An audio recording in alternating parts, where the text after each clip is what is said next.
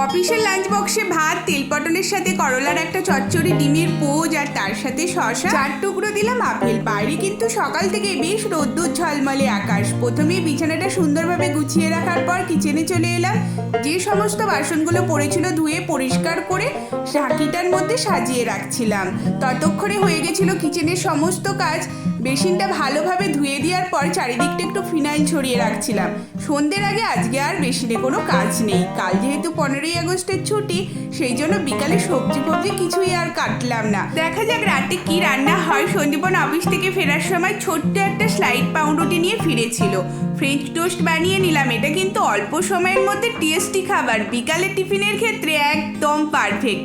সাথে চা তো বানিয়েছিলাম, ডোনাট ছিল আর বিস্কুট ছিল। অনেক কথাবার্তা বলার পর শেষে ডিনার ডিসাইড হলো। সিমুই, গরম গরম আলু ভাজা আর রুটি। এটা যেন সন্দীপনের ফেভারিট ডিনার। ওটা খেয়ে ডিনার করলাম। টাটা।